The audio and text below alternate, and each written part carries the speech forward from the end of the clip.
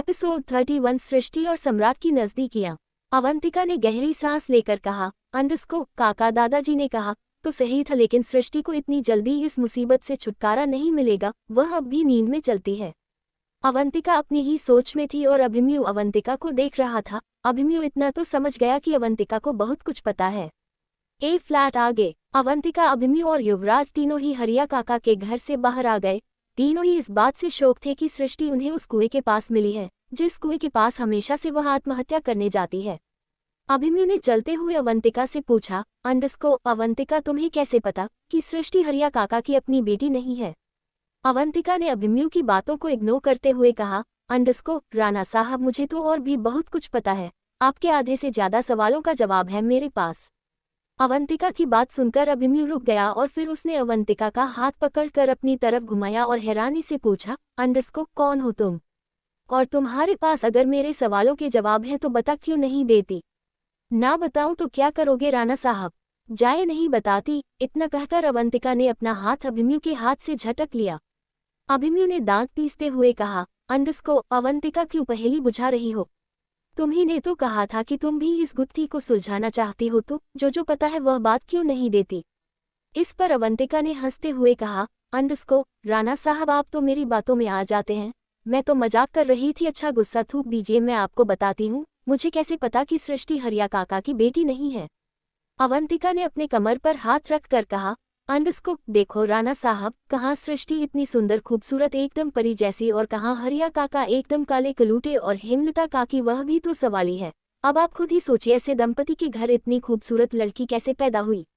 अभिमन्यु ने हाथ बांधकर कहा, अंडस्को अवंतिका, कोई ठोस रीजन दो, यह कोई रीजन नहीं हुआ। अवंतिका अपने पल्ले के कोने को पकड़कर घूमती हुई बोली, अंडस्को राणा साहब, लगता है आप मेरी बातों में आएंगे नहीं। अच्छा तो सच सुनिए। हरिया काका हेमलता काकी जब बैलगाड़ी में बैठे थे, मैं भी उस बैलगाड़ी में थी। उस वक्त मैं 4 साल की थी। हरिया काका और हेमलता काकी तो बहुत रो रहे थे, लेकिन मैंने जब उनकी बच्ची को देखा तो उनकी बच्ची पूरी तरह से नीली पड़ गई थी। बेशक मैं छोटी थी, लेकिन मैं समझ गई कि यह बच्ची मर चुकी है। अभिमन्यु उससे आगे कुछ पूछता, उससे पहले ही अवंतिका ने हाथ दिखाकर अभिमन्यु को रोकते हुए कहा, अंडस्को देखो राणा साहब, मैंने पहले ही कहा था, मुझसे सवाल जवाब मत करना। अगर सवाल जवाब करोगे तो मैं जाकर दादाजी को सब कुछ सच सच बता दूंगी। अभिमन्यु ने दांत पीसकर कहा, अंडस्को तुम्हारी बातों पर यकीन तो नहीं आता? अवंतिका ने मुस्कुरा कर कहा, अंडस्को यकीन करने के अलावा आपके पास दूसरा विकल्प भी तो नहीं है। फिर तीनों ही गांव से निकलकर हवेली की तरफ आने लगे। तीनों ही अभिमन्यु की बाइक तक आ गए। अभिमन्यु ने अवंतिका की तरफ कहा, अंडस्को बाइक पर तो 2 ही बैठ सकते हैं, तुम हवेली वापस कैसे जाओगी? अवंतिका बोली, अंडस्को किसने कहा राणा साहब कि मैं हवेली वापस जाऊंगी? मैं तो अघोरी बाबा को ढूंढने जाऊंगी, जिसने हरिया काका की बेटी को कुएं में डाल दिया था। ये सुनते ही युवराज की आंखें बाहर आ गई। युवराज ने कहा, अंडस्को अवंतिका, तुम्हें डर नहीं लगता? रात होने वाली है, वहां जाने तक तुम्हें रात हो जाएगी, 6 किलोमीटर दूर है यहाँ से। अवंतिका ने कहा, अंडस्को युवराज जी आप परेशान मत होइए, मैं चली जाऊंगी, आप दोनों जाए हवेली, मुझे कुछ पता चलेगा तो आप दोनों को बता दूंगी। अवंतिका जैसे ही 2 कदम आगे चली, अभिमन्यु ने उसका हाथ पकड़कर कहा, अंडस्को अवंतिका, किसी की सुन भी लिया करो, अब चुपचाप हमारे साथ हवेली चलो, अघोरी बाबा को कल ढूंढने चलेंगे। अवंतिका ने कहा, अंडस्को राणा साहब, आप नहीं समझ रहे, वह हमें दिन में नहीं मिलेंगे, रात को ही मिलेंगे, इसीलिए अभी जाना सही होगा। अभिमन्यु ने कहा, अंडस्को अवंतिका, कभी तो किसी की सुन लिया करो, अभी हम हवेली जाएंगे, उसके बाद कल सुबह अघोरी बाबा को ढूंढने चलेंगे, अगर वह नहीं मिले तो रात तक वहीं रुकेंगे। अभिमन्यु जैसे जैसे बोल रहा था, युवराज अभिमन्यु को हैरानी से देख रहा था और मन ही मन कह रहा था, अंडस्को इन दोनों को डर क्यों नहीं लगता? ये रात तक वहीं रुकेंगे। वही अवंतिका और अभिमन्यु में बहस हो रही थी। तभी अभिमन्यु ने अवंतिका को डांटते हुए कहा, अंडस्को बस मैंने कह दिया ना, तुम हमारे साथ हवेली चलोगी, मतलब हवेली चलोगी, अब चुपचाप बैठो हमारे साथ बाइक पर। अवंतिका बहुत मासूमियत से बोली, अंडस्को लेकिन हमें इस फटफटिया पर बैठना नहीं आता। अभिमन्यु ने कहा, अंडस्को तो किसने कहा था ये घाघरा पहन कर आने के लिए? सृष्टि से मानकर सूट भी पहन सकती थी। अवंतिका ने बहुत स्वाभिमान के साथ कहा, अंडस्को अवंतिका ने देना सीखा है, मांगना नहीं, हम किसी से कुछ नहीं मांगते। अभिमन्यु ने छोटी आंखें करके अवंतिका को देखा और दांत पीसते हुए कहा, अंडस्को तुम कहीं की शहजादी हो जो इतनी अकड़ में रहती हो? अभिमन्यु ने फिर अवंतिका को देखकर अपने एक्सप्रेशन चेंज करते हुए कहा, अंडस्को अच्छा जैसे तैसे बैठ जाओ, कल से हम गाड़ी लेकर आएंगे। अवंतिका बोली, अंडस्को लेकिन मैं आपके साथ जाऊं क्यों? मैं अकेले भी जा सकती हूँ। अभिमन्यु ने अपने सिर पर हाथ मारकर कहा, अंडस्को अवंतिका तुम कितनी बहस करती हो, बैठ जाओ ना, जल्दी पहुंच जाएंगे, वैसे भी रात होने वाली है और रात को तुम्हें यहाँ अकेला नहीं छोड़ सकते। अभिमन्यु बाइक पर बैठा और थोड़ा सा आगे आकर बोला, अंडस्को बैठ युवराज। युवराज भी बैठ गया। युवराज भी थोड़ा आगे हो गया और फिर उसने अवंतिका को इशारों में कहा, अंडस्को बैठ जाओ। अवंतिका के लिए बाइक पर बैठना बहुत स्ट्रगल वाला काम था, फिर भी वह जैसे तैसे करके बाइक पर बैठी गई। कुछ देर बाद अभिमन्यु ने बाइक हवेली के गार्डन में रॉकी तीनों उतरकर हवेली के अंदर चले गए। अगले ही पल सब डिनर कर रहे थे। सम्राट काफी गुस्से में था, वह हवेली में रुकना नहीं चाहता था लेकिन उसे मजबूरी में वहां रुकना पड़ रहा था। सृष्टि सबको डिनर परोस रही थी। सृष्टि ने जब सम्राट को खाना परोसा तो सम्राट का ध्यान सृष्टि की कलाई पर गया जो काफी लाल हो रही थी। सम्राट ने सृष्टि का हाथ वहीं पकड़ लिया और फिर फिक्र करते हुए कहा, अंडस्को ये तुम्हारा हाथ इतना लाल क्यों है? सम्राट के अचानक से हाथ पकड़ने पर सृष्टि बहुत ज्यादा अनकंफर्टेबल हो गई और वह अपनी कलाई घुमाते हुए बोली, अंडस्को डॉक्टर जी कुछ नहीं, बस ऐसे ही लाल हो गया होगा, छोड़ दीजिए। सृष्टि की बात सुनकर सम्राट समझ गया कि सृष्टि इस वक्त बहुत अनकंफर्टेबल है, इसलिए उसने सृष्टि का हाथ छोड़ दिया, लेकिन उसके दिमाग में यह बात ठहर गई कि आखिर सृष्टि का हाथ लाल कैसे हुआ। सबने डिनर कर लिया और सब अपने अपने कमरे में चले गए। युवराज तो हमेशा की तरह अभिमन्यु के कमरे में ही गया था। सम्राट सो चुका था, सृष्टि भी सोफे पर सो रही थी। अचानक ही सम्राट के बालों में किसी ने फूंक मारी और सम्राट की नींद खुल गई। सम्राट ने देखा कि उसकी कमरे की खिड़की जोर जोर से बज रही है। सम्राट बेड से उठा और उसने खिड़की बंद कर दी और अचानक की उसकी नज़र सृष्टि पर गई। सृष्टि का कंबल उसके शरीर से नीचे गिरा हुआ था। सम्राट सृष्टि के करीब आया और फिर उसने नीचे गिरा हुआ कंबल सृष्टि को ठीक से उड़ा दिया और तभी उसकी नज़र सृष्टि के हाथ पर गई। सृष्टि ने आज भी अपनी कलाई पर एक दुपट्टा कसकर बांधा हुआ था और दूसरा सिरा सोफे के कोने में बंधा हुआ था। सृष्टि के बचपने को देखकर सम्राट की बोएं तन गई। सम्राट सृष्टि के हाथ पर बंधा दुपट्टा खोलने लगा। सृष्टि ने जैसे ही अपने हाथ पर किसी की छुअन को महसूस किया, उसकी आंख खुल गई। उसने अपने सामने सम्राट को देखा तो कुछ सेकंड के लिए वह हैरान हो गई और फिर वह झटके से उठकर बोली, अंडस्को डॉक्टर जी आप क्या कर रहे हैं? छोड़ दीजिए मेरा हाथ। सम्राट ने हल्के गुस्से में कहा, अंडस्को कुछ अक्ल वकल है कि नहीं? ऐसे हाथ बांधकर सोओगी तो खून का दौरा रुक जाएगा। सम्राट सृष्टि के हाथ पर बंदी चुन्नी खोलने की कोशिश कर रहा था और सृष्टि बार बार सम्राट को रोक रही थी। सृष्टि ने कहा, अंडस्को डॉक्टर जी छोड़ दीजिए, कुछ नहीं होगा। डॉक्टर जी छोड़ दीजिए। लेकिन सम्राट तो जैसे सृष्टि की बात सुन ही नहीं रहा था, वह तो सृष्टि के हाथ को खोलने में बिजी था जैसे ही आखिरी गांठ रह गई। सृष्टि ने हल्के गुस्से में कहा, अंडस्को डॉक्टर जी छोड़ दीजिए ना, वरना मैं फिर से नींद में चलने लगूंगी। ये सुनते ही सम्राट के हाथ रुक गए। उसने सृष्टि की तरफ देखा। सृष्टि सम्राट को ही देख रही थी, दोनों ही एक दूसरे की आंखों में देख रहे थे। सम्राट को अब समझ आया कि सृष्टि खुद को बांधकर क्यों सोती है। सम्राट ने आखिरी गांठ भी खोल दी। सम्राट ने धीरे से कहा, अंडस्को सृष्टि ये तुम्हारी प्रॉब्लम का सॉल्यूशन नहीं है, खुद को क्या जिंदगी भर बांध कर सोओगी? सृष्टि ने भी धीरे से कहा, अंडस्को तो क्या करूं? अगर खुद को बांधकर नहीं सोऊंगी तो फिर से नींद में चलने लगूंगी। सृष्टि की मासूमियत देखकर सम्राट कुछ देर थम सा गया। सृष्टि अब भी बहुत मासूमियत से सम्राट की ओर देख रही थी और फिर उसने नम आंखों से कहा, अंडस्को डॉक्टर जी आपने ही तो कहा था मैं बीमार हूं, तो क्या आप मेरी बीमारी का इलाज नहीं कर सकते?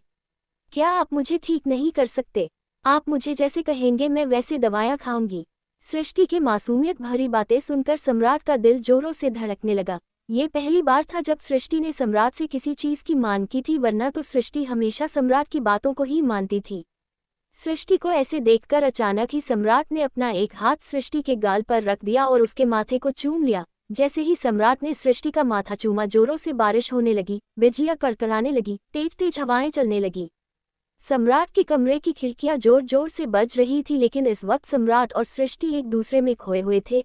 अचानक ही सम्राट सृष्टि के होठों की तरफ झुकने लगा। सृष्टि ने भी अपना एक हाथ सम्राट की कॉलर पर रखा और अपनी आंखें कसकर बंद कर ली। देखते ही देखते सम्राट ने सृष्टि के होठों को चूम लिया। वहीं दूसरी तरफ अवंतिका हवेली के गार्डन में खड़ी भीग रही थी। अवंतिका ने अपने दोनों हाथ हवा में फैला रखे थे, आंखें बंद की हुई थी, चेहरा आसमान की तरफ किया हुआ था और उसके होठों पर एक मुस्कान थी।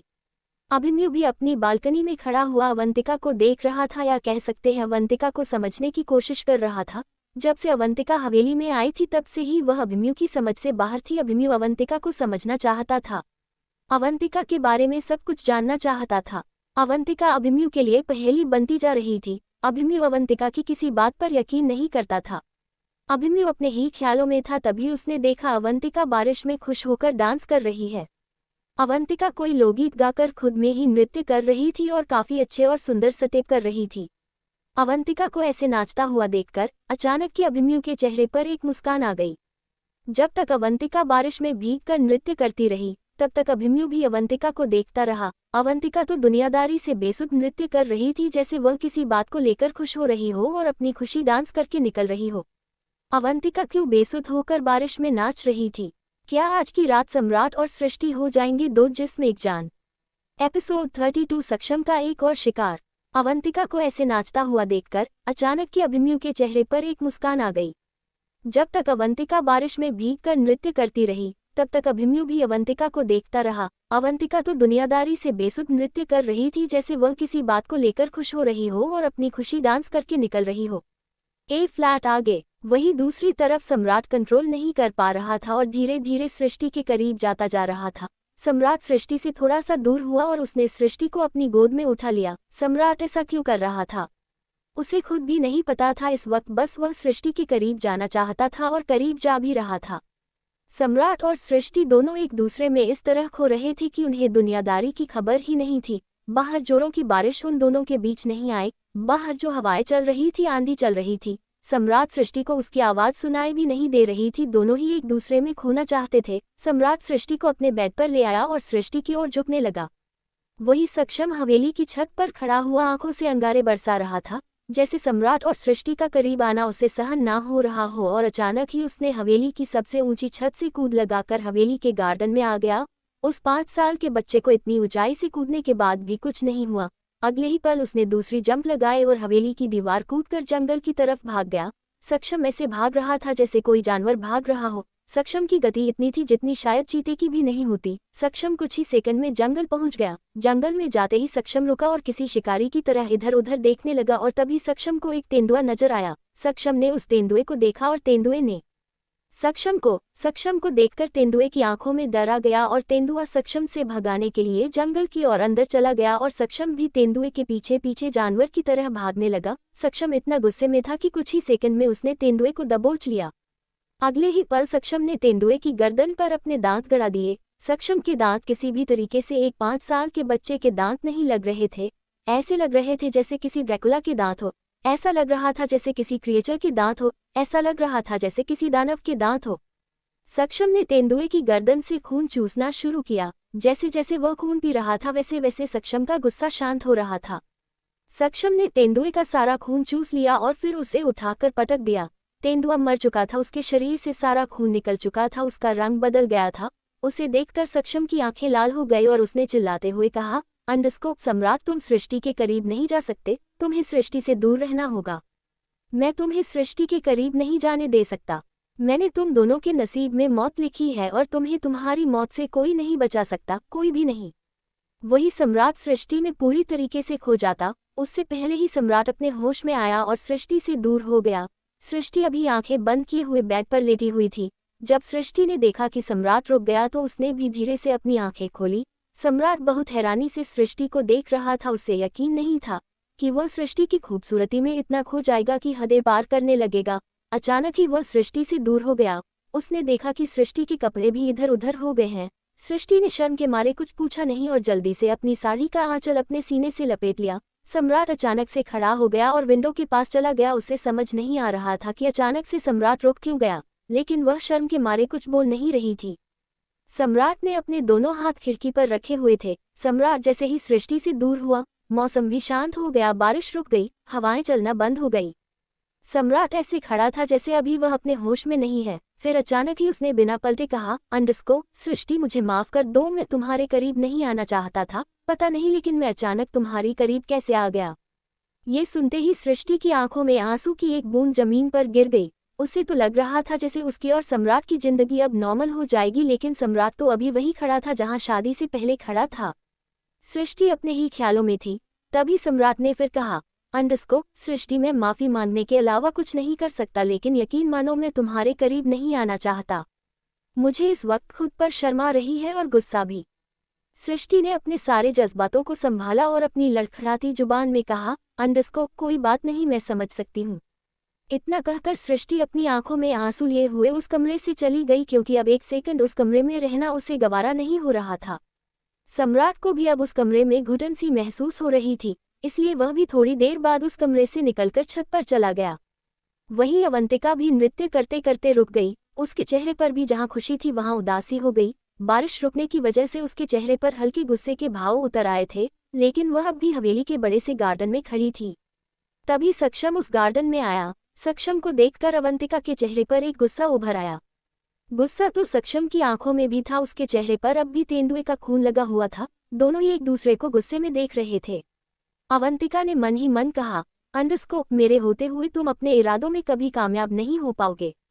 सक्षम ने भी मन ही मन कहा, अंडरस्को, तुम जैसी लड़की मुझे रोक नहीं सकती। तुम ना मुझे तब रोक पाई थी और ना अब रोक पाओगी। तुम्हारी सोच से भी परे हूं मैं। तभी दाइमा अपनी लाठी के सहारे धीरे धीरे गार्डन में आए और उसने अवंतिका का हाथ पकड़ा और फिर बिना सक्षम की तरफ देखे अवंतिका को खींचती हुई हवेली के अंदर ले जाने लगी। लेकिन अवंतिका भी गुस्से भरी आंखों से सक्षम को देख रही थी। अभिमन्यु कुछ देर तक हवेली के गार्डन को देखता रहा। अभिमन्यु को इतना तो समझ आ गया कि अवंतिका और सक्षम एक दूसरे को गुस्से में देख रहे हैं, लेकिन उसके दिमाग में सवाल वैसे के वैसे ही थे कि क्या अवंतिका सक्षम को जानती है? क्या सक्षम अवंतिका को नुकसान पहुंचाने वाला है? सक्षम को देखकर लग ही रहा था कि वह किसी का शिकार करके आया है। अभिमन्यु ने मन ही मन कहा, अंडरस्को, लगता है अब भी ये किसी का शिकार करके आया है। कौन है ये सक्षम? क्या है ये सक्षम? क्या मैं कभी समझ पाऊंगा कहाँ से आया है ये सक्षम? क्या आत्मा से बड़ी भी कोई शक्ति होती है? क्या भूत पिशाच चुड़ैल यक्षिणी से भी बड़ी कोई शक्ति होती है? कुछ देर तक अभिमन्यु अपने मन के सवालों में ही घिरा रहा, फिर वह भी जाकर सो गया। वही सृष्टि सीधा किचन में गई और पानी पीने लगी। सृष्टि अपने आप को नॉर्मल करने की कोशिश कर रही थी, लेकिन नॉर्मल कर नहीं पाए। उसकी आंखों से अब भी आंसू बह रहे थे और तभी पीछे से दाइमा की आवाज आए, अंडरस्को, सृष्टि बेटा रो रही हो? सृष्टि ने अपने आंसू जल्दी से पोंछे और फिर दाइमा को देखकर कहा, अंडरस्को, दाइमा, आज भी आपको नींद नहीं आई?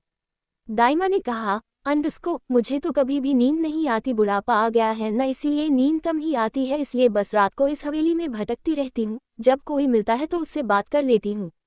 दाइमा ने आगे कहा, अंडरस्को, मेरी छोड़ो, ये बताओ तुम क्यों रो रही हो? सृष्टि ने कहा, अंडरस्को, नहीं दाइमा, बस ऐसे ही। दाइमा ने सृष्टि की तरफ देखकर प्यार से पूछा, अंडरस्को, सम्राट ने तुम्हें चोट पहुंचाई? सृष्टि ने नाम में गर्दन हिलाते हुए कहा, अंडरस्को, नहीं दाइमा, भला वो क्यों मुझे चोट पहुंचाएंगे? दाइमा ने कहा, अंडरस्को, तुम परेशान हो तो मुझसे बात कर सकती हो। सृष्टि ने बातों को घुमाते हुए कहा, अंडरस्को, नहीं दाइमा, परेशान नहीं हूँ, बस वह डॉक्टर जी यहाँ से जाना चाहते हैं, लेकिन पुलिया टूटी हुई है इसलिए जा नहीं पा रहे। वो परेशान रहते हैं तो उन्हें देखकर मैं भी परेशान हो जाती हूँ। सृष्टि की ऐसी बात सुनकर दाइमा के चेहरे पर एक मुस्कान आ गई। दाइमा ने कहा, अंडरस्को, तुम एक काम करो, कल सम्राट को लेकर अपने घर हो आओ, फिर देखना सम्राट की सारी परेशानी दूर हो जाएगी। सृष्टि ने हैरानी से पूछा, अंडरस्को, भला वह मेरे घर क्यों जाएंगे? और अगर मैं ले भी जाऊं तो इससे उनकी परेशानी कैसे दूर होगी? दाइमा ने मुस्कुराकर कहा, अंडरस्को, मेरी बात समझने की कोशिश करो बेटा, जो मैं कह रही हूँ वह करो। कल कैसे भी करके सम्राट को अपने साथ अपने घर ले जाओ, फिर देखना सम्राट की सारी परेशानी अपने आप दूर हो जाएगी। सृष्टि को दाइमा की बात समझ नहीं आ रही थी, इसलिए वह हैरानी से दाइमा को देख रही थी। दाइमा ने कहा, अंडरस्को, कभी कभी किसी दूसरे इंसान के विश्वास पर भी विश्वास कर लेना चाहिए, आधी से ज्यादा परेशानी दूर हो जाती है। इतना कहकर दाइमा वहां से जाने लगी। फिर अचानक ही पीछे पलट कर बोली, अंडरस्को, सृष्टि, तुम बहुत खूबसूरत हो, तुम्हारी खूबसूरती से सम्राट बच नहीं सकता, चाहे वह कितनी भी कोशिश करे, एक न एक दिन वह तुम्हारा हो जाएगा, पर तुम्हें सब्र से काम लेना होगा, और मैं जानती हूँ मेरी बच्ची, तुम सब्र से काम लोगी। इतना कहकर दाइमा वहां से चली गई। दाइमा से बात करके सृष्टि को बहुत अच्छा लगता था, उसका दिल हल्का हो जाता था।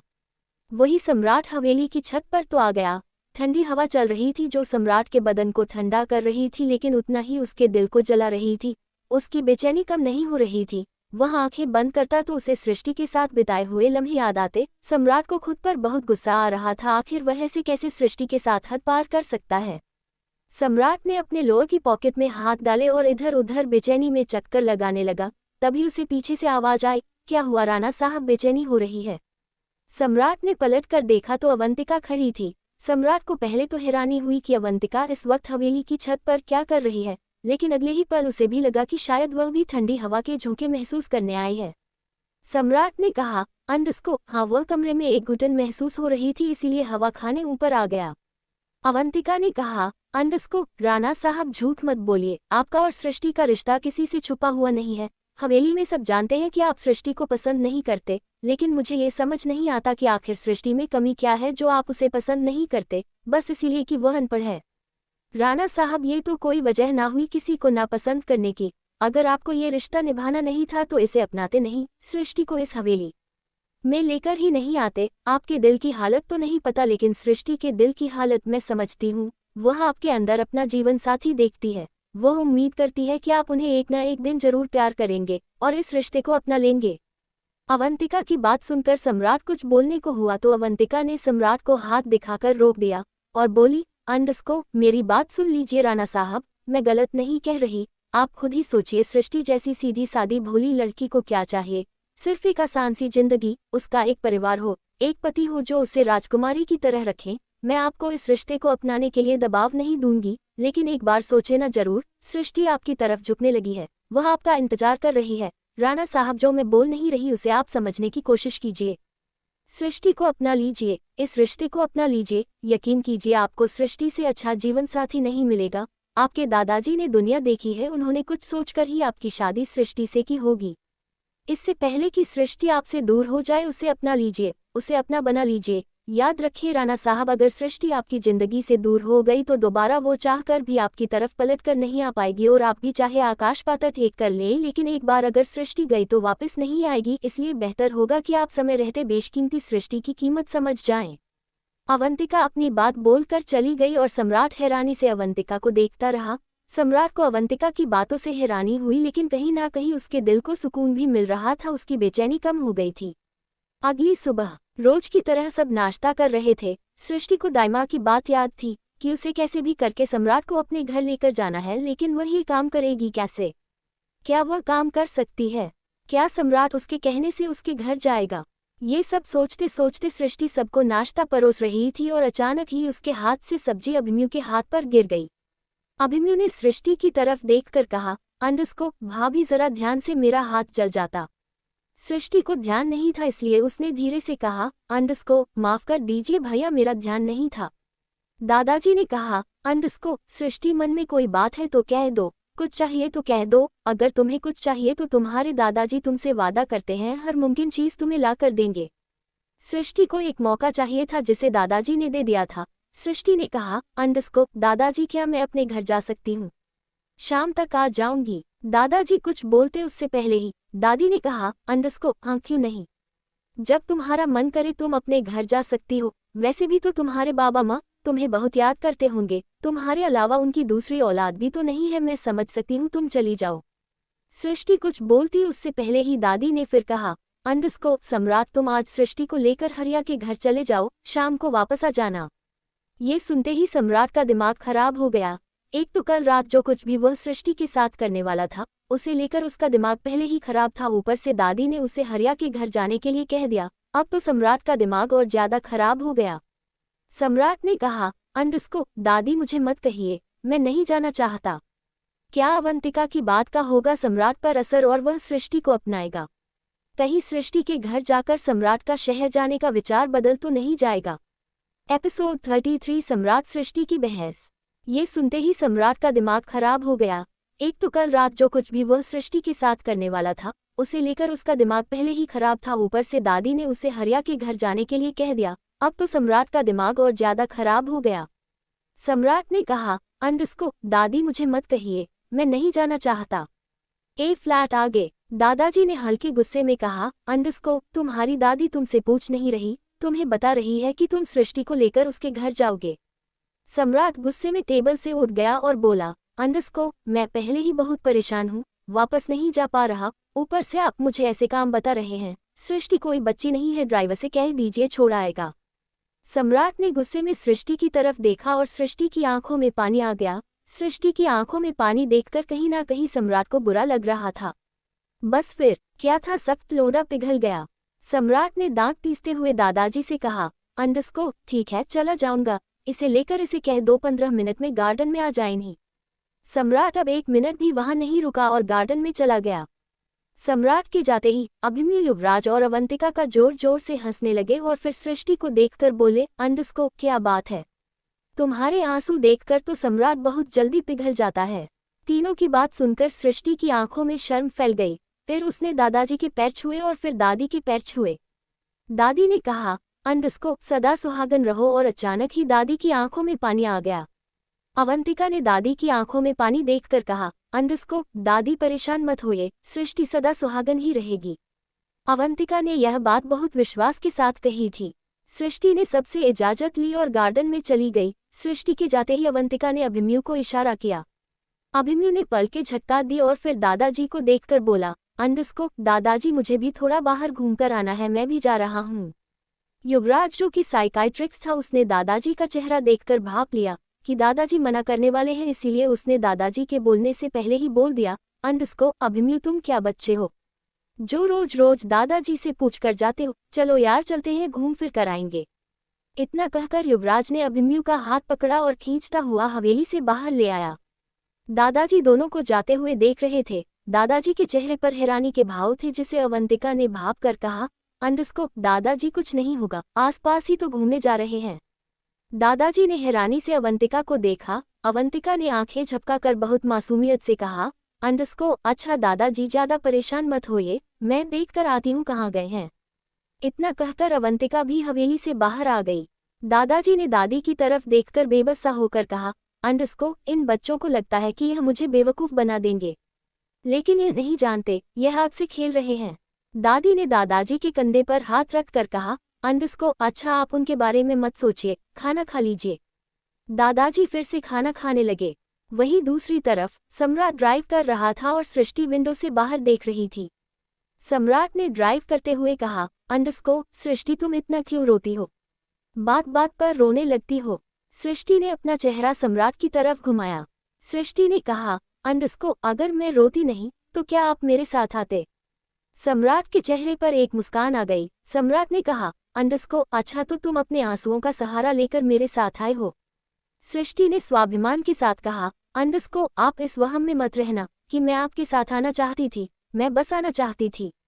सम्राट ने गियर चेंज करते हुए कहा, अंडस्को मैं किसी वहम में नहीं हूँ, लेकिन तुम भी मेरे बारे में कोई वहम मत पाल लेना।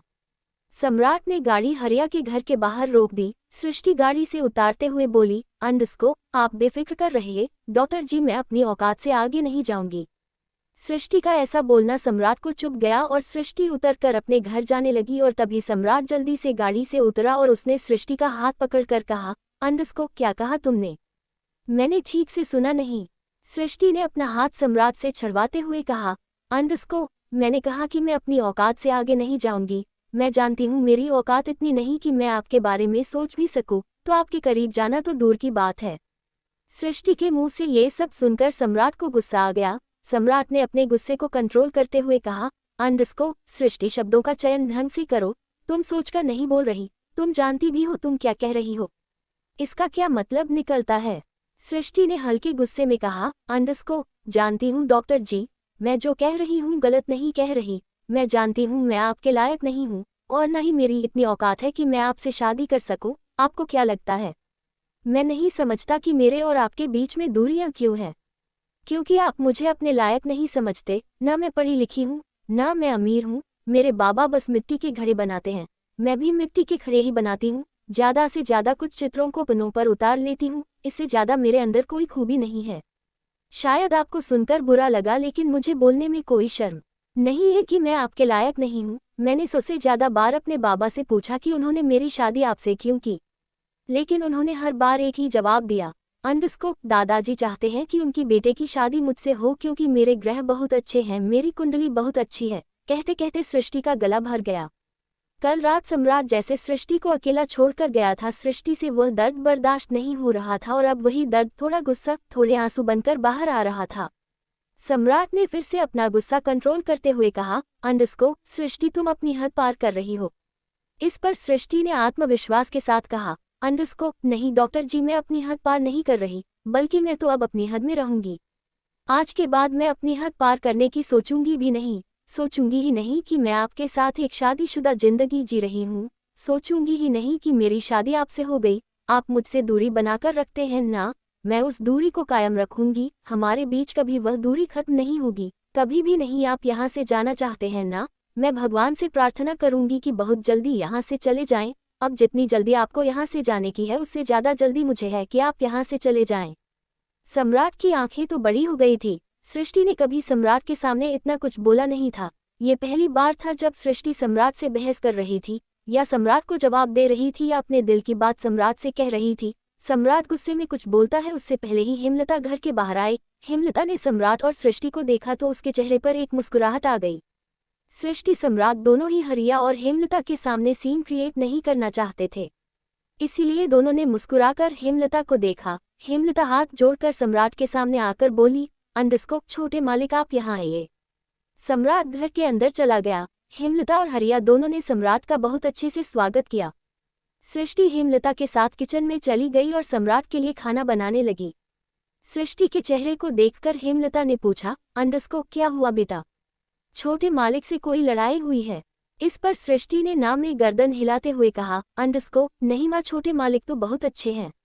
हेमलता ने फिर पूछा, अंडस्को, फिर तेरा चेहरा क्यों लटका हुआ है?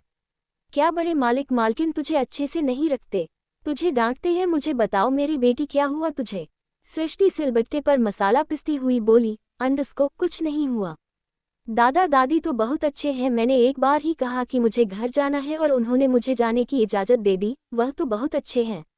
हेमलता इतना तो जानती थी कि उसकी बेटी उसे कुछ नहीं बताएगी। वह अपना दर्द किसी से नहीं बताती। फिर भी हेमलता ने एक बार और कोशिश की और बोली, अंडस्को, छोटे मालिक भी ठीक है, बड़े मालिक भी ठीक है, फिर तेरा चेहरा क्यों उतरा हुआ है? क्या हो गया तुझे? सृष्टि एक गहरी सांस लेकर कहा, अंडस्को, माँ, कुछ नहीं हुआ, बस वो इतनी बड़ी हवेली है ना, उसमें मन नहीं लगता, आप सबकी याद आती है, बस इसीलिए मन थोड़ा खराब है, वरना मैं बिल्कुल ठीक हूँ। वहीं दूसरी तरफ अभिमन्यु ने गाड़ी जंगल के पास रोकी। अभिमन्यु, युवराज और अवंतिका तीनों ही गाड़ी से उतर गए। युवराज को तो थोड़ा सा डर लग रहा था, लेकिन अभिमन्यु और अवंतिका, उनके चेहरे पर डर का नाम भी नहीं था। अगर रात होती तो शायद अभिमन्यु थोड़ा सा डरता, लेकिन दिन में तो अभिमन्यु शेर के समान था। अवंतिका थोड़ा सा आगे आगे चल रही थी, अभिमन्यु उसके पीछे पीछे, सबसे पीछे युवराज चल रहा था। अभिमन्यु ने कहा, अंडस्को, अवंतिका, तुम्हें रास्ता पता है?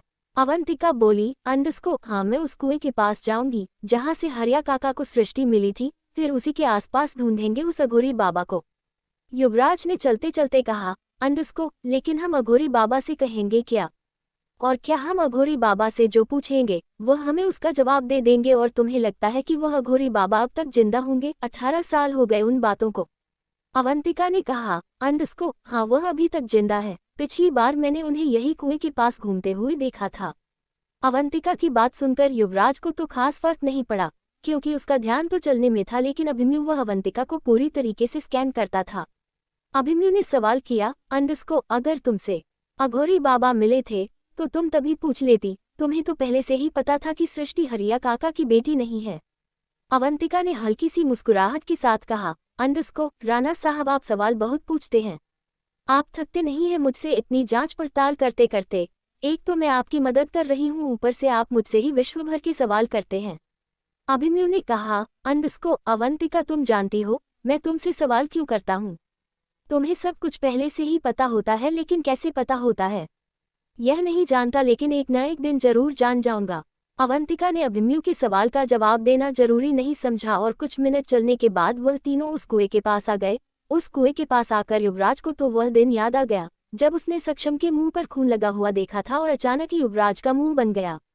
जबकि अभिमन्यु कुएं के चारों ओर चक्कर लगा रहा था, अभिमन्यु ने कुएं में झांक कर देखा तो उसमें पानी नहीं था, वह एक सूखा हुआ कुआं था। इतना गहरा था कि नीचे पता लगाना मुश्किल था कि नीचे पानी है या अंधेरा।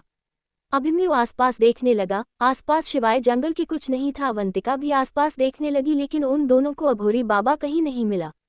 अभिमन्यु ने खुद में बदबदाते हुए कहा, अंडस्को, अरे बाबा आ जाओ सामने, आपसे 2 सवाल ही तो पूछने हैं, हमें जवाब दे दो फिर चले जाना जहाँ जाना चाहते हो, ज्यादा वक्त नहीं लेंगे आपका, आ जाओ। क्या ढूंढ लेगा अभिमन्यु अघोरी बाबा को? क्या मिल जाएंगे अभिमन्यु को अपने सवालों के जवाब? एपिसोड 34 अघोरी बाबा। अभिमन्यु आसपास देखने लगा, आसपास सिवाय जंगल के कुछ नहीं था। अवंतिका भी आसपास देखने लगी, लेकिन उन दोनों को अघोरी बाबा कहीं नहीं मिला।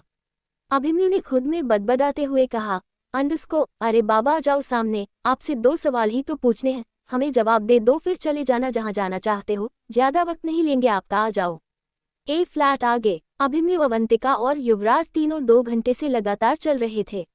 अभिमन्यु अवंतिका को देख रहा था, जिसके चेहरे पर थकावट बिल्कुल नहीं थी, बल्कि वह तो सबसे आगे आगे चल रही थी। अभिमन्यु ने युवराज के कान में कहा, अंडस्को, युवराज, ये लड़की थकती नहीं है, ये तो जंगल में ऐसे जा रही है जैसे इसे जंगल के सारे रास्ते पता है। युवराज ने थोड़ा इरिटेट होकर कहा, अंडस्को, यार मुझे तो ये समझ नहीं आ रहा मैं तुम दोनों के साथ क्या कर रहा हूँ, मैं इस जंगल में क्या कर रहा हूँ। अभिमन्यु ने हल्का सा युवराज के सर पर मारकर कहा, अंडस्को, अबे भूल गया अघोरी बाबा से मिलने आए हैं। अभिमन्यु ने फिर सीटी बजाते हुए अवंतिका को छेड़ते हुए कहा, अंडस्को, राजकुमारी जी, आपको जंगलों के रास्ते कैसे पता? कहीं ऐसा तो नहीं कि आप चोरी चोरी चुपके चुपके यहाँ अपने राजकुमार से मिलने आती हो? अभिमन्यु की बात सुनकर युवराज ने तो नाम एक गर्दन हिला दी, जैसे कहना चाहता हो यह नहीं सुधरेगा। वही अवंतिका चलते चलते रुक गई। अवंतिका पलटी और अभिमन्यु को देखकर गुस्से में बोली, अंडस्को, राणा साहब, क्या आप शांति से हमारे पीछे चल नहीं सकते? हमें गुस्सा दिलाना जरूरी है। अभिमन्यु 4 कदम आगे आया और अवंतिका के सामने खड़ा होकर एक शरारत भरे अंदाज में बोला, अंडस्को, नहीं, मैं चुपचाप नहीं चल सकता, और मैं तुम्हारे पीछे क्यों चलूं? मैं भी तो सबसे आगे चल सकता हूँ, जंगल के रास्ते तो मुझे भी पता है, मैंने इन सब की ट्रेनिंग जो ली हुई है। इस पर अवंतिका ने भी हाथ बांधकर कहा, अंडस्को, ठीक है, तो आप दूसरी दिशा में बाबा को ढूंढिए और मैं दूसरी दिशा में ढूंढती हूँ। इस पर युवराज ने कहा, अंडस्को, नहीं नहीं अवंतिका, हम तुम्हारे पीछे चलेंगे, ये बस मजाक कर रहा है। युवराज जैसे ही 2 कदम आगे आया, अभिमन्यु ने भी एटीट्यूड में उसके सीने पर हाथ रखकर उसे रोक दिया और अवंतिका को देखकर बोला, अंडस्को, ठीक है, मैं इस तरफ जाता हूँ और तुम उस तरफ जो, देख लेते हैं अघोरी बाबा किसे पहले मिलते हैं। युवराज कुछ बोलता उससे पहले ही अभिमन्यु ने युवराज की बाजू पकड़ी और एक अलग डायरेक्शन में चला गया। युवराज ने कहा, अंडस्को, तू पागल हो गया है, हम यहाँ फंसकर रह जाएंगे। अभिमन्यु ने कहा, अंडस्को, अबे तू पागल है, मुझे ट्रेनिंग मिली है, मुझे जंगल से निकलना आता है। अवंतिका तो कुछ ज्यादा ही एटीट्यूड दिखाती है, इसे लगता है इसके बिना हम कुछ नहीं। वहीं दूसरी तरफ अभिमन्यु की हरकत पर अवंतिका के चेहरे पर एक मुस्कान आ गई और उसने अपनी हथेली माथे पर मारी। वही जंगल के एक पेड़ पर 2 आंखें अभिमन्यु, अवंतिका और युवराज को देख रही थी। वह आंखें एकदम लाल थी, जैसे वह उनके बिछड़ने का ही इंतजार कर रही हो। युवराज और अभिमन्यु 10 मिनट ही चले होंगे कि दोनों ही थक गए, दोनों ही नजर घुमाकर इधर उधर देखने लगे। युवराज ने कहा, अंडस्को, अभिमन्यु, तुझे नहीं लगता तुझे अवंतिका की बात मानकर गलती कर दी? अभिमन्यु ने कहा, अंडस्को, अबे इतना तो मैं भी अवंतिका का नाम नहीं लेता जितना तू लेता है, तू उसकी पूंछ क्यों बना रहता है? कुछ नहीं होगा, हम ढूंढ लेंगे अघोरी बाबा को। इतना कहकर दोनों ने 2 ही कदम बढ़ाए थे कि सामने से एक कोबरा फन फैलाए बैठा था। उसे देखकर युवराज की हालत खराब हो गई और अभिमन्यु की आंखें फैल गई। अभिमन्यु को यकीन नहीं था कि कोबरा, जो इतना दुर्लभ सांप है, वह उसे इस जंगल में मिलेगा। वह कोबरा कुंडली मारे बैठा था और उसने अपना फन करीब 2 फीट ऊंचाई तक फैला रखा था। अभिमन्यु उसे कोबरा को ही देख रहा था और तभी उस कोबरा ने डंक मारने की कोशिश की। अभिमन्यु और युवराज दोनों ही पीछे हट गए। वो कोबरा बहुत देर तक अभिमन्यु और युवराज को देखता रहा, थोड़ी देर में खुद ही शांत होकर जंगल के अंदर चला गया। उसके जाते ही अभिमन्यु और युवराज ने एक रात की सांस ली, लेकिन अगले ही पल न जाने कहां से बहुत सारे सांप उनके सामने आ गए। युवराज ने उन सांप को देखकर डरते हुए कहा, अंडस्को, यार, ये तू अपने सारे दोस्तों को बुला लाया, अब हम इसे कैसे निपटेंगे? अभिमन्यु भी हैरान था कि अचानक से इतने सांप कैसे आ गए, जबकि वह पिछले 3 घंटे से उस जंगल में घूम रहे हैं, एक भी सांप वहां नहीं था। युवराज अभिमन्यु कुछ सोचते उससे पहले ही एक सांप उछलकर युवराज के गले में आ गया।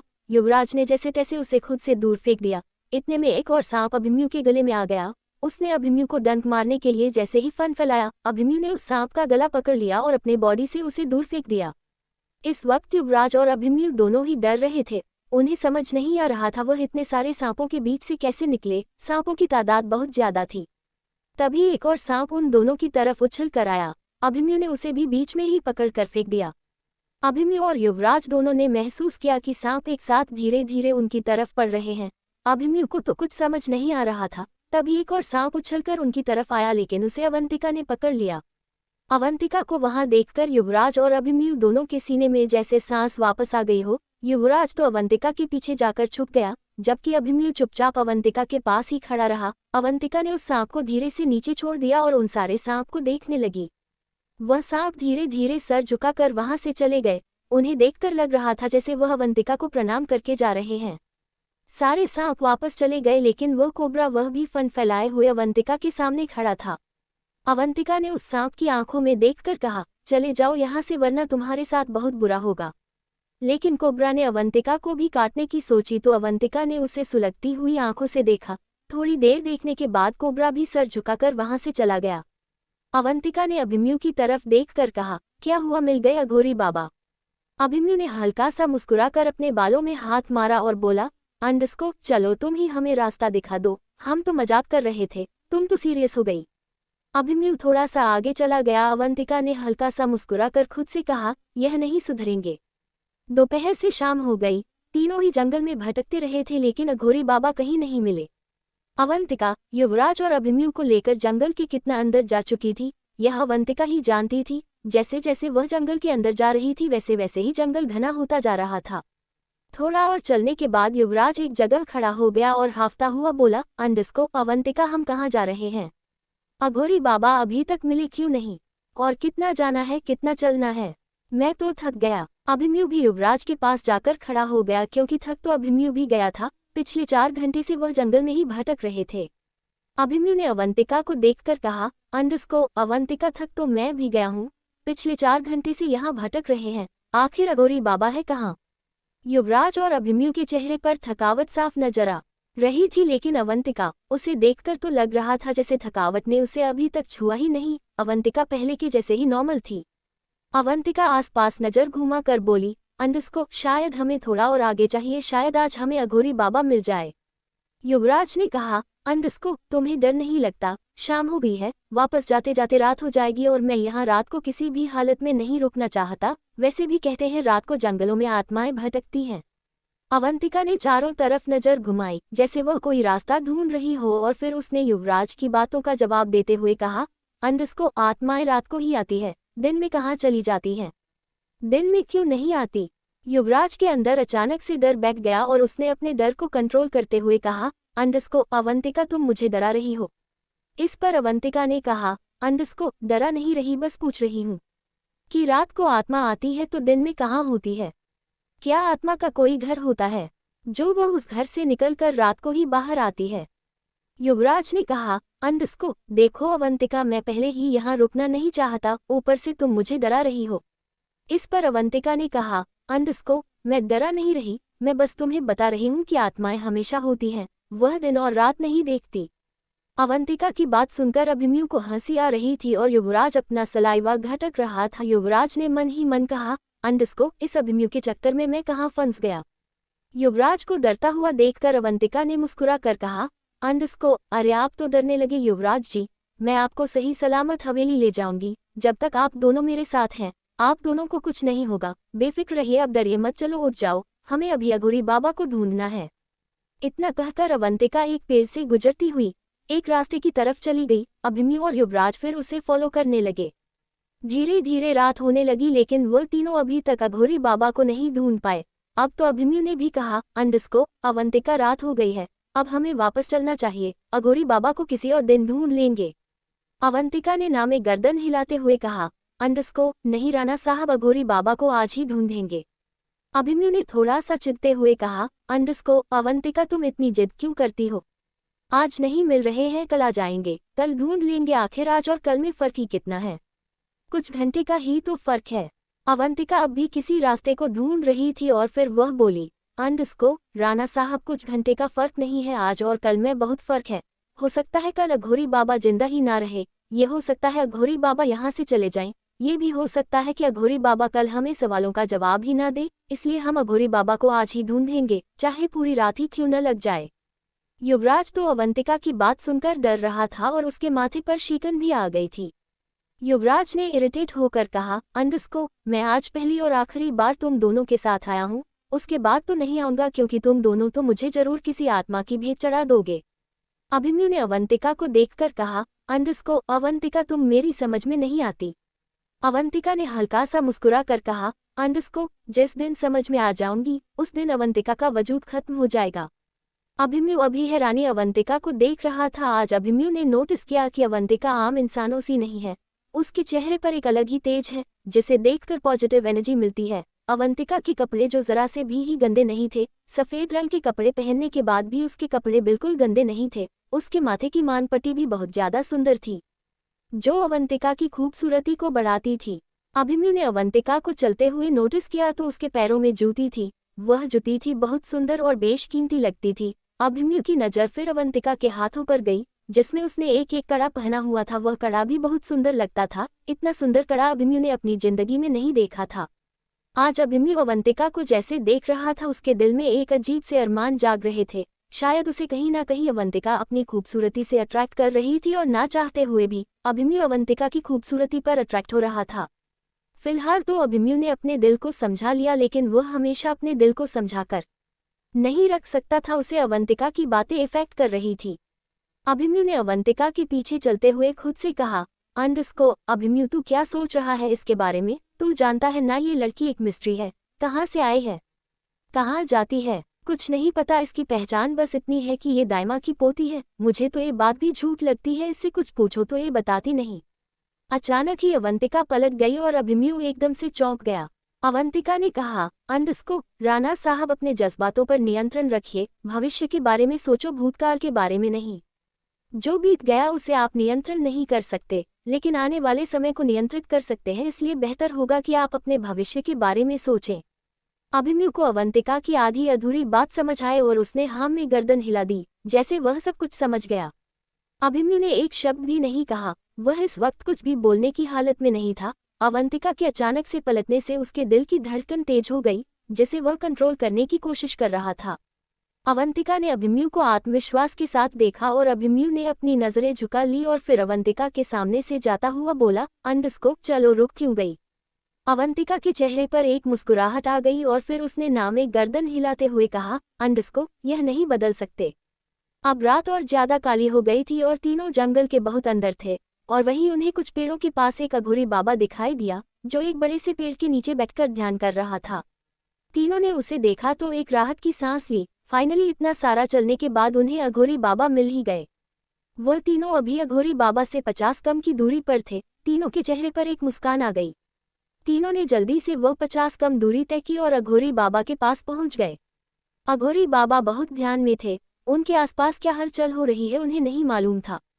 जहां अवंतिका अघोरी बाबा को देख रही थी वहीं अभिमन्यु और युवराज अपनी सांसों को कंट्रोल करने की कोशिश कर रहे थे। अवंतिका ने एक बार अघोरी बाबा जो पेड़ के नीचे बैठे थे उस पेड़ के चारों ओर चक्कर लगाकर देखा, जैसे कुछ ढूंढ रही हो। और तभी एक तीर अघोरी बाबा की तरफ आया। वह तीर अघोरी बाबा को लगता, उससे पहले ही अवंतिका ने वह तीर अपने हाथ में पकड़ लिया। अवंतिका ने उस तीर को घूर कर देखा और वह तीर अवंतिका के हाथ में ही राख हो गया। युवराज और अभिमन्यु इतने थके हुए थे कि उन्होंने इस बात पर ध्यान नहीं दिया। अवंतिका ने कहा, अंडस्को, राणा साहब, जो पूछना है जल्दी पूछो। अभिमन्यु अघोरी बाबा के सामने आ गया और बोला, अंडस्को, बाबा आंखें खोलो। लेकिन अघोरी बाबा बहुत ज्यादा ध्यान में थे, उन्होंने आंखें नहीं खोली। अभिमन्यु ने फिर कहा, अंडस्को, बाबा आंखें खोलो, मुझे आपसे कुछ पूछना है। बाबा, मैं बहुत दूर से आया हूँ, पता नहीं जंगल में कब से भटक रहा हूँ, आंखें खोलो बाबा। लेकिन अघोरी बाबा ने अभी आंखें नहीं खोली। इतने में एक और तीर अघोरी बाबा की तरफ चला, जिसे अवंतिका ने फिर से बीच में ही पकड़ लिया और देखते ही उसे भी राख कर दिया। अभिमन्यु लगातार अघोरी बाबा को जगाने की कोशिश कर रहा था और काफी कोशिश करने के बाद अघोरी बाबा ने अपनी आंखें खोली। अघोरी बाबा के बदन पर बहुत मिट्टी थी, उनकी आंखों पर पलकों पर भी मिट्टी जम गई थी। अघोरी बाबा ने अभिमन्यु को देखा तो देखते ही रह गए। वह अभिमन्यु को ऐसे देख रहे थे जैसे अभिमन्यु को देखकर हैरान हो। वहीं दूसरी तरफ सम्राट हरिया के घर में बोर हो रहा था। रात हो गई थी इसलिए वह आंगन में टहल रहा था। तभी घर के आंगन में सृष्टि चारपाई लेकर आए और उसने उस चारपाई को आंगन में बिछा दिया और फिर उस पर कपड़ा बिछकर बोली, अंडस्को, डॉक्टर जी सो जाए, रात बहुत हो गई। सम्राट ने अपने गुस्से को दबाते हुए कहा, अंडस्को, तुम हवेली वापस नहीं चलोगी। मैं रात को यहाँ नहीं रोक सकता, तुम भी जानती हो मैं यहाँ रोक ही नहीं सकता। मैं रुक नहीं पाऊंगा, मैं ऐसे नहीं सो सकता, प्लीज तुम घर चलो। गुस्सा तो सृष्टि को भी आ रहा था। सृष्टि ने कहा, अंडस्को, अगर आपको वापस जाना था तो आप चले जाते, मैंने आपको नहीं रोका था। इस पर सम्राट ने अपना गुस्सा दबाते हुए कहा, अंडस्को, सृष्टि तुम भी जानती हो, अगर मैं तुम्हारे बिना हवेली वापस गया तो दादा दादी मुझे बहुत डांटेंगे। कितने घंटे से तो तुम अपने माँ बाप से बात कर रही हो, अब हवेली वापस चलते हैं, 2-4 दिन बाद ड्राइवर को लेकर आ जाना। सृष्टि ने कहा, अंडस्को, डॉक्टर जी मैं वापस नहीं जाऊंगी और अब बहुत रात हो गई है, रात को जाना सुरक्षित भी नहीं है, इसलिए मैं तो जाना नहीं चाहती, आप भी सो जाए।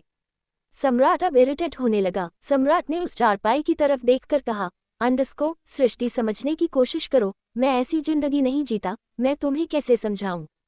मैं यहाँ नहीं सो पाऊंगा, यहाँ पंखा नहीं है, ऐसी नहीं है, हवा नहीं है, मैं गर्मी में कैसे सोऊंगा, तुम खुद ही सोचो। सम्राट और सृष्टि में बहस होने लगी। सम्राट जितना सृष्टि को हवेली जाने के लिए मनाने की कोशिश करता, सृष्टि उतनी ही आसानी से मना कर देती। और तभी हरिया काका के बराबर वाले घर में रोने पीटने की आवाज सुनाई देने लगी। आवाज इतनी जोरों से आ रही थी कि इतनी रात को भी कुछ लोग उनके घर के बाहर इकट्ठा हो गए, उनमें से सम्राट, सृष्टि, हरिया भी थे। सम्राट ने हैरानी से पूछा, अंडस्को, काका क्या हुआ है अंदर।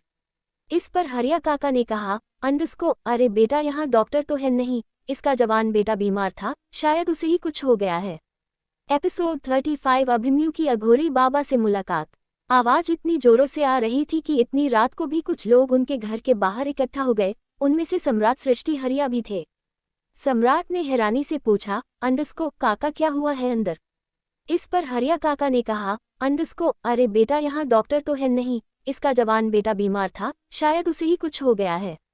ए फ्लैट आगे। हरिया काका की बात सुनकर सम्राट ने कहा, अंडस्को, काका आप मेरे साथ अंदर चलिए, मैं देखता हूँ क्या हुआ। उसके बेटे को। सम्राट हरिया काका के साथ उस पड़ोस के घर के अंदर चले गए। वहां एक 17 साल का लड़का चारपाई पर लेटा हुआ था और उसकी माँ धड़ाके मार मार कर रो रही थी और उसका बाप अपने गमछे आंसू पोंछ रहा था। हरिया ने उस आदमी को दिलासा देते हुए कहा, अंडस्को, मोहन रो मत, छोटे मालिक अभी तुम्हारे बेटे को देख लेंगे, तुम्हारा बेटा ठीक हो जाएगा। सम्राट ने उस लेटे हुए लड़के की नब्ज चेक की तो उस लड़के की नब्ज थोड़ी धीमी चल रही थी। सम्राट ने कहा, अंडस्को, रोइए मत, ये बिल्कुल ठीक है। लड़के की मां ने रोते हुए कहा, अंडस्को, छोटे मालिक लेकिन ये कुछ बोलते क्यों नहीं। दोपहर से तो बोल रहा था लेकिन अब तो कुछ बोल ही नहीं रहा, जो भी खिलाया था उसे भी उल्टी में निकाल दिया। सम्राट ने उस लड़के के सीने पर हाथ रखकर कुछ चेक किया और फिर बोला, अंडस्को, शायद इसे एसिडिटी हो गई। सम्राट के पास वहां कुछ भी ऐसा बेसिक टूल नहीं था जिससे वह उस लड़के को ठीक से चेक कर सके। सम्राट ने हरिया की तरफ देखकर कहा, अंडस्को, काका मुझे अभी अपना सामान हवेली से लेकर आना है, तभी मैं इस लड़के का ट्रीटमेंट कर पाऊंगा। इस पर हरिया ने कहा, अंडस्को, लेकिन छोटे मालिक अब तो काफी रात हो गई, इस वक्त आप हवेली जाएंगे। सम्राट ने कहा, अंडस्को, हाँ काका जाना जरूरी है वरना सुबह तक इस लड़के की तबीयत और ज्यादा खराब हो जाएगी। सम्राट अपनी गाड़ी के पास गया और गाड़ी में बैठ गया और तभी उस लड़के की माँ भागती हुई आई है, हाथ जोड़कर बोली, अंडस्को, छोटे मालिक वापस जरूर आना वरना कहीं मेरे बच्चे को कुछ हो न जाए। सम्राट ने गियर चेंज करते हुए कहा, अंडस्को, आप फिक्र मत कीजिए, मैं अपने सामान लेकर अभी आता हूँ। सृष्टि भी सम्राट को देख रही थी और अचानक ही उसकी नज़र सम्राट की नज़रों से टकरा गई। सम्राट ने पलकें झपकाई जैसे कह रहा हो अभी आया, और सृष्टि ने भी पलकें झपका कर उसके जवाब को एक्सेप्ट कर लिया। सम्राट गाड़ी स्टार्ट करके वहां से चला गया। गांव हवेली से ज्यादा दूर नहीं था, 2 या 3 किलोमीटर ही दूर था। करीब 20 मिनट बाद सम्राट अपना सामान लेकर वापस गांव आ गया और उस लड़के का ट्रीटमेंट करने लगा।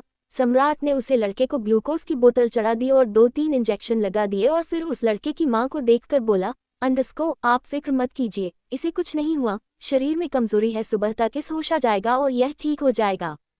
सम्राट कुछ देर तक उस लड़के का चेकअप करता रहा और फिर हरिया को देखकर बोला, अंडस्को, काका चलिए, सुबह तक इस लड़के को होश आ जाएगा।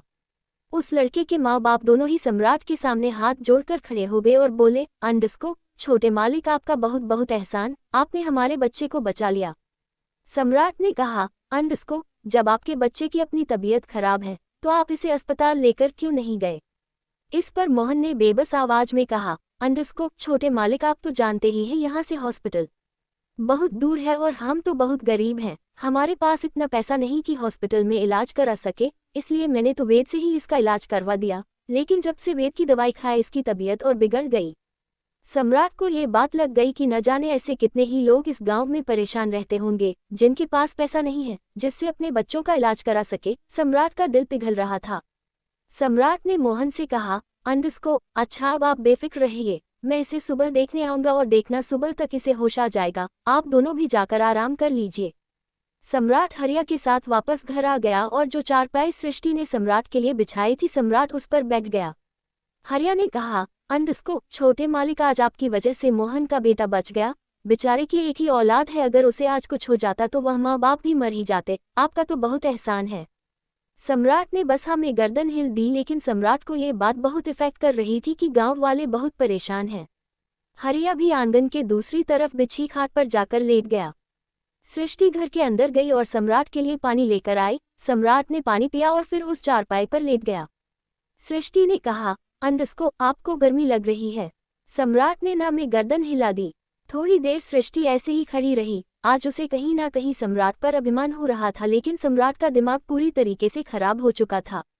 थोड़ी देर बाद सम्राट ने कहा, अंडस्को, सृष्टि तुम भी जाकर सो जाओ। सृष्टि घर के अंदर चली गई और वह भी जाकर अपने चारपाई पर लेट गई। दूसरी तरफ सम्राट को बार बार कुछ आवाज सुनाई दे रही थी, छोटे मालिक, हम बहुत गरीब हैं, इलाज का खर्चा नहीं उठा सकते। छोटे मालिक, मोहन का वह इकलौता बेटा था जिसे आपने बचा लिया, मैं शपथ ग्रहण करता हूँ मैं निस्वार्थ मरीजों की सेवा करूंगा। सम्राट पूरी तरह बेचैन हो गया। अभी सम्राट को अपनी ही परछाई दिखाई दी। सम्राट ने उस परछाई को देखकर कहा, अंडस्को, तुम कौन हो?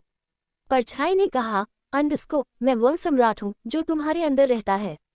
सम्राट ने कहा, अंडस्को, मैं कुछ समझा नहीं, तुम क्या कहना चाहते हो? परछाई बोली, अंडस्को, सम्राट, तुम्हारी जरूरत बड़े अस्पताल में नहीं है, यहाँ है इन लोगों को है, इन गरीब लोगों को तुम्हारी जरूरत है। बड़े अस्पताल में तो अमीर लोग आते हैं जो अपना इलाज पैसों से करवा सकते हैं, लेकिन ये गरीब लोग, इनका क्या ये कहाँ जाए?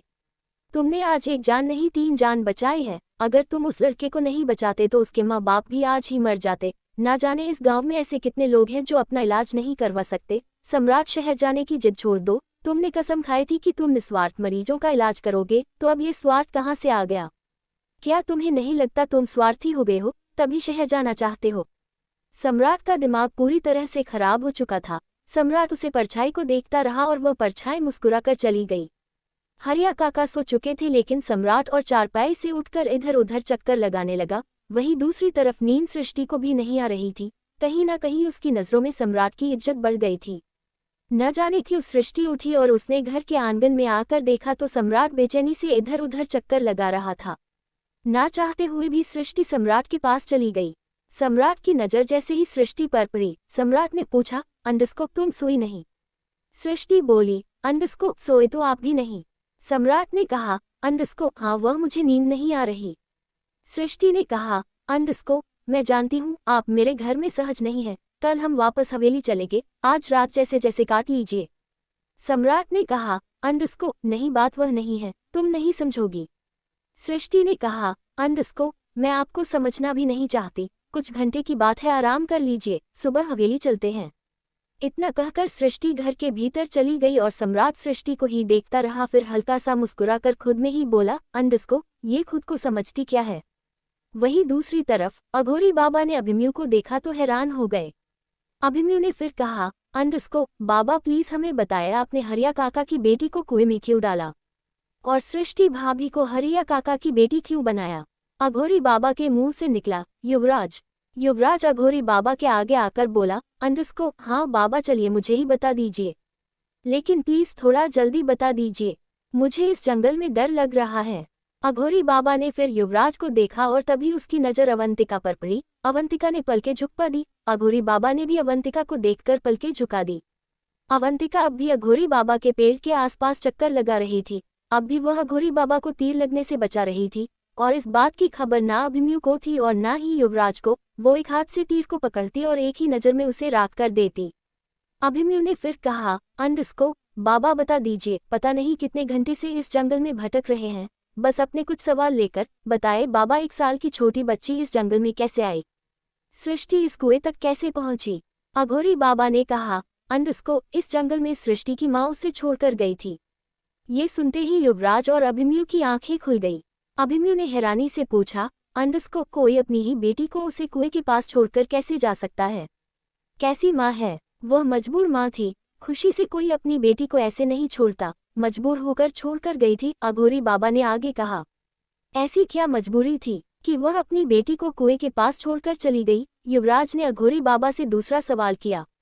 अघोरी बाबा ने कहा, अंडस्को बहुत बड़ी मजबूरी थी। कहते हैं पुत्र का लाभ तो दुराचारी को भी होता है। कोई कितना भी बड़ा पापी हो, लेकिन पुत्र लोभ एक ऐसा लोभ है जिससे शायद ही कोई बच पाया है। धन से बड़ा लोभ पुत्र लोभ होता है। उस औरत ने भी पुत्र लोभ में आकर अपनी बेटी को इस कुएं के हवाले कर दिया, लेकिन उस गांव में रहने वाले दंपति ने उस बेटी को बचा लिया और बदले में उस कुएं को अपनी बेटी अर्पित कर दी। युवराज ने मुंह बनाकर कहा, अंडस्को बाबा, यह मजबूरी थोड़ी हुई, ये तो सीधा सीधा बेटा बेटी में भेदभाव हुआ। यकीन नहीं आता आज भी हमारे देश में ऐसे लोग हैं जो बेटा बेटी में भेदभाव करते हैं। एक हरिया काका है जिसने सृष्टि भाभी को अपने सीने से लगाकर पाला, और एक ये माँ है जो बेटी के लोभ में अपनी बेटी को मौत के कुएं के पास छोड़कर चली गई।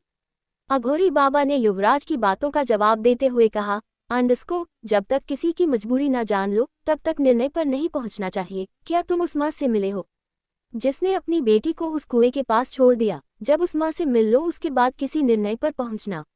अभिमन्यु ने पूछा, अंडस्को बाबा उसकी माँ कहाँ मिलेगी? इस पर अघोरी बाबा ने कहा, अंडस्को यही आसपास के किसी गांव में ही होगी, जाकर ढूंढ लो और उसकी मजबूरी उसी से जाकर पूछो। अभिमन्यु ने कहा, अंडस्को बाबा एक आखिरी सवाल का जवाब दे दीजिए, आखिर सृष्टि भाभी उस कुएं के पास आत्महत्या करने क्यों जाती है? अघोरी बाबा ने कहा, अंडस्को क्योंकि उस कुएं में एक आत्मा रहती है जो सृष्टि को अपने पास बुलाती है। ये सुनकर युवराज की तो हालत खराब हो गई। डर तो अभिमन्यु भी गया, लेकिन उसने अपने डर को कंट्रोल कर लिया और फिर बोला, अंडस्को बाबा किसकी आत्मा रहती है? और वह हमेशा सृष्टि भाभी को अपने पास आने के लिए क्यों कहती है? क्या कभी भाभी इन सब से आज़ाद हो पाएगी, या वह हमेशा ऐसे ही हुई कि आत्मा के बुलाने पर चली जाएगी? क्या मैं उन्हें मुसीबत से मुक्ति नहीं दिला सकता हूँ?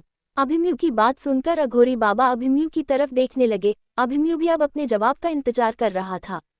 किसकी आत्मा बुलाती है सृष्टि को अपने पास? क्या अभिमन्यु खोजेगा सृष्टि की मां को?